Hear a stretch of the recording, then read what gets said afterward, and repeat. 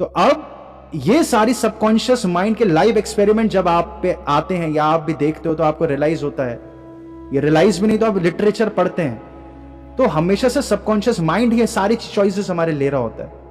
हम कौन से कलर का कपड़ा पहनेंगे, ये कौन से कलर का कपड़ा पहनेंगे, हमें किस प्रकार की स्त्री पसंद आती है, किसी को लंबी किसी को छोटी, इतना भीषण है ये। हमें बाल हमारे किस प्रकार के होंगे, हम कैसे बोलेंगे, हमारा लहजा क्या होगा, शक्ल हमारी कैसे डेवलप होगी। आप जानकर हैरान होंगे कि जब पति, बहुत रेयर साइंस है ये इस पे चीज पर उतने विज्ञान डेवलप नहीं हो पाया है, लेकिन बहुत सारे एविडेंसेस आते जा रहे हैं एक के बाद एक कि पति पत्नी जब साथ में रह रहे होते उतने साल तो उनके फेशियल फीचर्स तक मिंगल होने लग जाते हैं, क्योंकि उठना बैठना खाना सोना सब एक प्रकार का होने लग जाता है। और जब इस प्रकार का होने लग जाता है तो हम ये कनेक्शंस हम समझ पाएंगे। तो जब सबकॉन्शियस माइंड में इतना सारा डेटा आ रहा है, ये डेटा हम किसी किसी रिलैक्स स्टेट्स पर या अलग अलग फ्रीक्वेंसीज पर, स्टेट्स जो मेंटल स्टेट्स है उन्हें आप फ्रीक्वेंसीज समझे, यानी कंपन है वो, हर स्टेट को कंपन है। और इन कंपन को हमारे हिंदू धर्म में भाव बोला जाता था, भाव या मन की दशा। हमें यह भाव चाहिए, हमें ऐसा भाव होना चाहिए। हर भाव की अपनी कंपन है, बहुत रिलैक्स्ड वो कंपन होती है जब हम एक दूसरे के इमोशंस को अनुभव कर पाते हैं, जिसको हम टेलीपैथी बोलते हैं। हम सबको लगता है टेलीपैथी में ऐसा हो जाना चाहिए कि मैं एक नंबर सोचूं और आंख बंद करो, सामने वाला भी वो नंबर बता दे।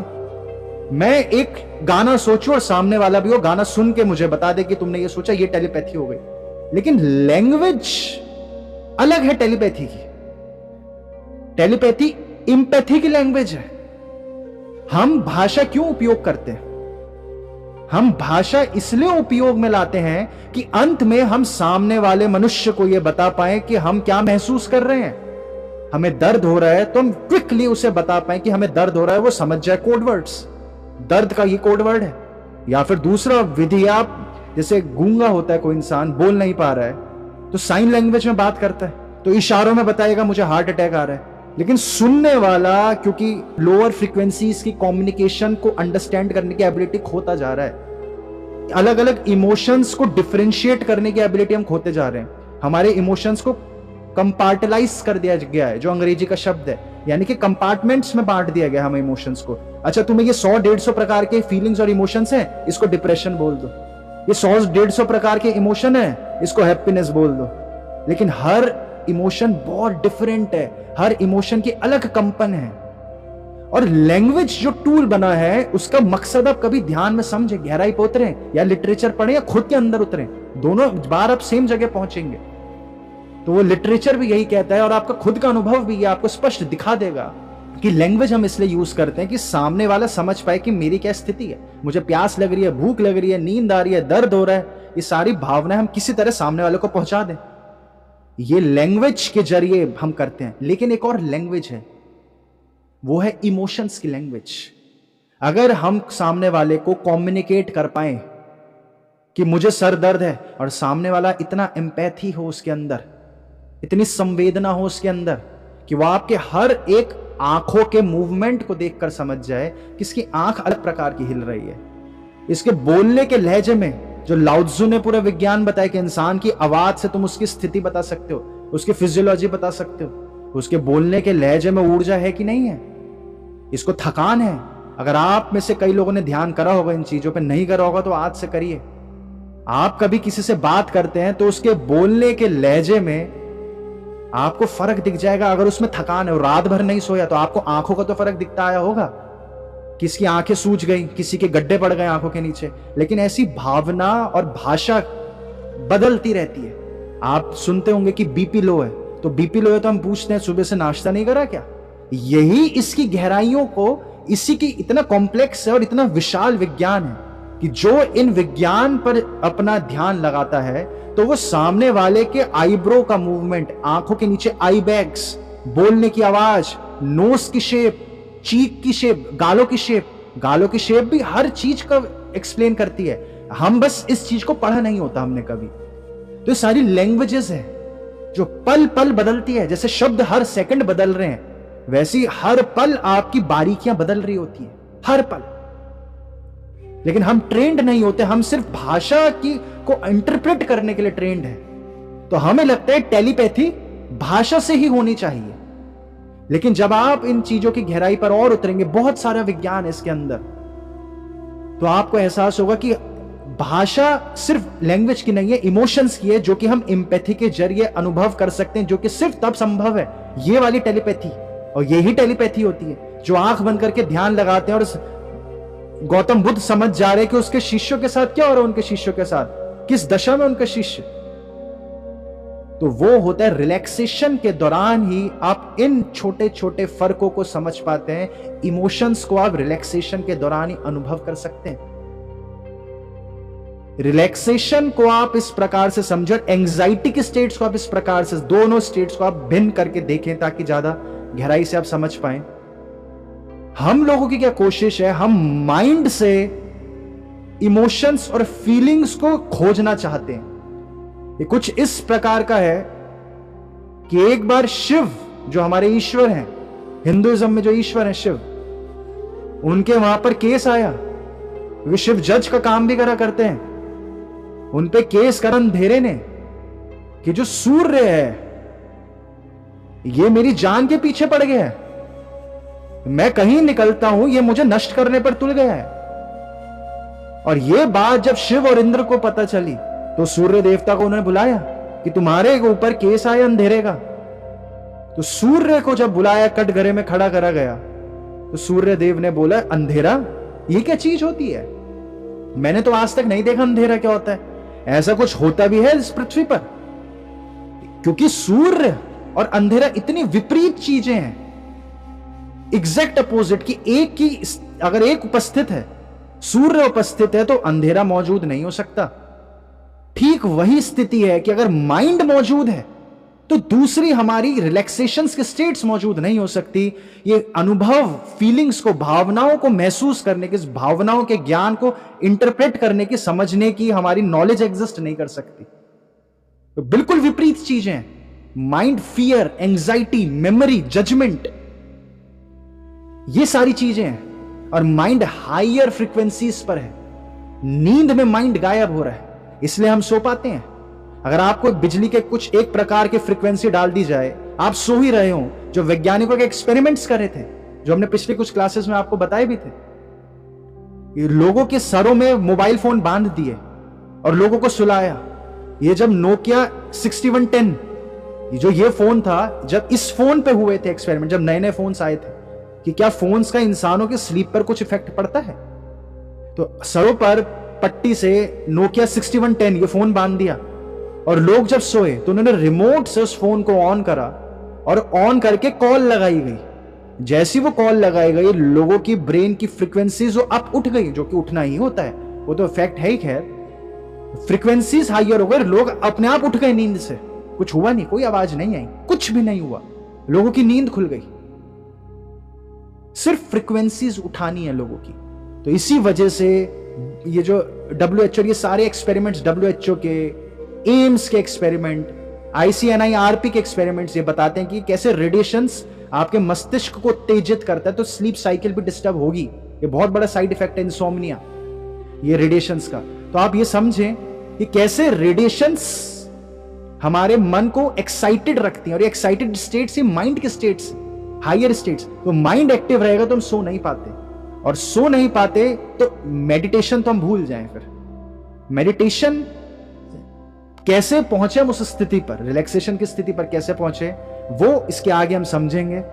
लेकिन उससे पहले आप ये समझे कि जैसे आपका माइंड शांत होने लगता है, आप रिलैक्सेशन के स्टेट पर पहुंचते हैं, तो आप कुदरत के नियमों को अपनी आंखों के आगे घटित होते हुए देख पाएंगे। इन छोटी छोटी बारीकियों के, उस सामने वाले के भावनाएं समझ पाएंगे कि क्या भाव स्थिति में है। आपको कंपन महसूस होगी, आपके रोंगटे खड़े होंगे। मूवीज देखते वक्त आप जानकर हैरान होंगे कि आप लोगों का असल में माइंड शट डाउन होता है, बंद होता है माइंड। सम्मोहन की स्टेट्स होती है मूवीज, और इसी वजह से हिटलर ने इतने इन्वेस्टमेंट करा इन चीजों पर, और इसी हम लोगों को सम्मोहन की स्थिति में रिलैक्सेशन मिलती है। क्योंकि थक कहां लगती है मूवी देखने में, क्योंकि माइंड नहीं है ना, थकान माइंड की है, शरीर की थकान नहीं होती हम लोगों को। शरीर की अगर आप लोगों को थकान होती होती तो किसी की तोंद नहीं होती। और हम सब अपने को देखें, हम सब मोटे हैं जरूरत से ज्यादा। तो हम लोगों को जब रिलैक्सेशंस हैं उस वक्त हम इमोशंस को फील कर पाते हैं। और ये जो इमोशंस का जो फीलिंग है ये फील्ड में भी मौजूद है। अब आपको ये समझना है क्योंकि बहुत गहरी चीजें हो जाती हैं। अगर आप में से, जैसे पिछले क्लास में हम बता रहे थे कि कोई पूछता है टेन थीटा क्या होता है, तो हम बोलेंगे sine theta upon cos theta. अब आप बोलोगे साइन थीटा क्या होता है, तो हम बोलेंगे वो साइनोसोइडल वेव्स होती हैं। अब वेव्स क्या होता है, तो हम बोलेंगे एक्स एक्सिस और वाई एक्सिस के मूवमेंट होता है। और वो क्या होता है, तो फिर वो और होता है, फिर वो क्या होता है, फिर वो ग्राफ होता है। ग्राफ क्या होता है, डायमेंशंस होती है। डायमेंशंस क्या होता है। तो इतना गहरी चीज हो जाती है। और जब तक ये सारी चीज हमें समझ आती है तब तक हमारा ब्रेन थक गया, क्योंकि हैबिट नहीं है। तो इतनी गहरी चीजें हो जाती हैं। तो ये तभी हमारा ब्रेन कंटेम्पलेट कर पाएगा जब हमारा ब्रेन का स्टेमिना बढ़ जाए, यानी कि हम माइंड ओरिएंटेड कम होकर अनुभव ओरिएंटेड हो जाए। आप 3-4 घंटे की मूवी देख सकते होंगे, लेकिन 3-4 घंटे इंसान पढ़ नहीं सकता, क्योंकि पढ़ाई माइंड हो जा रहा है। मूवी भावना है, ये ड्रामा, ये नाटक जो हम महसूस कर पाते हैं। आप पढ़ाई करते करते थोड़ी रो जाते हो। किताब पढ़ के कम ही इंसान रोएंगे, मूवी देखकर ज्यादा इंसान रो जाते हैं, क्योंकि भावनाएं किताबों से ज्यादा आपके मूवीज में आती हैं। क्योंकि मूवीज में आपका माइंड ऑफ करने के लिए बनाई गई है। मूवीज के फायदे भी हैं, ट्रीटमेंट में यूज होता है, म्यूजिकल थेरेपीज होती हैं, लेकिन उसके बहुत नुकसान भी हैं। प्रोपोगेंडा बहुत फैलाए जाते हैं। तो ये आप समझे कि रिलैक्सेशंस के स्टेट में गहरे जाते जाएंगे, तब जाकर हम इन इमोशंस को समझ पाते हैं। और अब इसके आगे आपको समझना पड़ेगा कि जो इमोशंस हैं, ये फैंटम इफेक्ट हमने कुछ महीनों पहले देखा था, जो आप सबको हमने एक्सपेरिमेंट दिखाया था, स्क्रीनशॉट्स। और वरना आप गूगल भी पढ़ते हैं तो आपको हर जगह मिल ही जाएगा। फैंटम इफेक्ट शायद 1992 का। तो उसमें यह बात सामने स्पष्ट है, ये एविडेंसेस स्पष्ट है, इसमें कोई दोहराई भी नहीं है। जैसे वुडू डेथ में किसी को कोई दोहराई नहीं है, लेकिन वो बताए नहीं जाती बच्चों को बातें। जैसे इसको भी किसी में दोहराई नहीं है कि कोरोना जो वैक्सीन है या फिर कोरोना जो बीमारी है वो 1 मिलियन में से सिर्फ 2 बच्चों को ही थोड़ा बहुत नुकसान पहुंचा सकती है। 1 मिलियन में से 2 बच्चों को। और जो कोरोना वैक्सीन है वो 10,000 में से 8 लोगों को नुकसान पहुंचाती आई है। जर्मनी की सरकार खुद ही बोल रही है 10,000 में से 8 को कोरोना वैक्सीन नुकसान पहुंचाती है, और कोरोना वायरस खुद में 10 लाख में से 2 बच्चों को नुकसान पहुंचा सकता है। तो यह भी स्पष्ट है, लेकिन ये बातें जैसे छुपा दी जाती हैं, वैसे फैंटम इफेक्ट भी छुपाया गया। फैंटम इफेक्ट में स्पष्ट आया, और उसी के आगे पीछे 2-4 साल पहले एक 1996 में एक्सपेरिमेंट हुआ, 1992 में एक्सपेरिमेंट हुआ। ये क्वांटम एंटेंगलमेंट्स के एक्सपेरिमेंट्स थे। एक एक्सपेरिमेंट में आया है कि जब हम डीएनए को इमोशंस से एक्सपोज कर रहे हैं, यानी कि इमोशन, यानी कि हमारा हार्ट इमोशंस को इलेक्ट्रोमैग्नेटिक फील्ड में रेडिएट करता है, वेव्स निकलती है, जिसको हम ईईजी और ईसीजी में नापते हुए आते हैं। वो फील्ड्स होते हैं हमारे ब्रेन से निकलते होते हैं। तो जब किसी इंसान को इमोशनल स्टेट्स में पहुंचाया जा रहा है, अलग अलग इमोशन स्टेट्स में एक्सपेरिमेंट्स हुए, तो अलग अलग फ्रीक्वेंसीज होती है, लेकिन कुछ पर्टिकुलर फ्रीक्वेंसीज होती हैं जहां पर उस इंसान की से जो निकलने वाली इमोशंस की वजह से, फीलिंग्स की वजह से जो रेडिएशंस हैं, वो डीएनए को शेप बदल देती है। डीएनए की शेप बदली जा रही है, और डीएनए खुद जब फोटोन के साथ रखे गए हैं वो फोटोन की शेप बदल देते हैं। हमारे इमोशंस डीएनए की शेप बदलते हैं, और दूसरे एक्सपेरिमेंट में आया कि डीएनए फोटॉन्स की शेप बदलते हैं। और ये कोई नई बात नहीं थी, ये मैक्स प्लैंक ने 1887 में बताया था, 1887 में, कि हम सब एक फील्ड से कनेक्टेड है, एक फील्ड से कनेक्टेड है हम सब। ये वो बातें उपनिषद में लिखी गई हैं। इसमें उपनिषद को पढ़ के ही ये लोग यूनिफाइड फील्ड थ्योरी बनाना चाहते हैं। वो यूनिफाइड फील्ड थ्योरी ये उपनिषद की वर्ड टू वर्ड कॉपी है। वो यूनिफाइड फील्ड थ्योरी कहती है कि हम सब कनेक्टेड होंगे, कोई फील्ड है एक, ये इलेक्ट्रोमैग्नेटिक फील्ड भी, ऊर्जाएं भी उसी पे काम करती हैं, इलेक्ट्रॉन्स के अंदर की ऊर्जाएं भी उसी पे काम करती हैं, ग्रेविटी की ऊर्जाएं भी उसी फील्ड पे काम करती हैं। आपको ये कुछ कुछ बातें समझना बहुत जरूरी है, स्ट्रिंग थ्योरी कहां से आई है? शिव जी क्या कह रहे थे कि डमरू की आवाज से दुनिया कैसे बन गई, एक थ्योरी है। तो जो रेडिएशंस होती है बेसिकली वो वेव्स होती हैं, यानी कि एक हवा को आप समझे धक्का पड़ रहा है, वेव्स मतलब लहर, धक्के। तो आप ये नहीं सोचते हो कभी कि वेव्स तो जा रही हैं, किस चीज पे जा रही हैं? लेकिन पानी की तो लहर तो नहीं है, तो ये वेव्स मूव कहां से कर रही हैं? किस चीज में वेव कर रही हैं? वेव खुद में कोई मैटर नहीं होता। जब फोन की टावर से रेडिएशंस निकलती हैं, वो खुद में कुछ नहीं है, वो तो सिर्फ ऊर्जाएं हैं, उनका वजन नहीं है, वो मूविंग धक्का है, वो धक्के पड़ रहे हैं। किस चीज के मूवमेंट हो रही है? जैसे आप पानी में वो फेंकते हैं ना, तो पानी की लहरें मूव होती हैं, तो पानी की लहरें ऊर्जाएं आगे तक लेकर जाती हैं। अगर सामने कोई नाव होगी तो नाव को हिलाएगी ना वो। आप पानी में पत्थर फेंकोगे तो दूर एक नाव है, वो हिल जाएगी। वो कैसे वहां तक गई वो ऊर्जा? वो ऊर्जा गई पानी की मीडियम की मदद से, यानी कि पानी के जरिए। तो वैज्ञानिक ये कह रहे हैं कि इलेक्ट्रोमैग्नेटिक वेव्स मूव कैसे करती हैं, लेकिन या तो कोई फील्ड है, तो मैक्स प्लैंक ने बताया कि ईथर करके फील्ड है। अगर आप लोगों में से किसी ने सुना होगा एक शब्द ईथर, ईथर एक कुछ चीज होती है, एक फील्ड फैला हुआ है पूरी दुनिया में, और उससे हम सब कनेक्टेड है।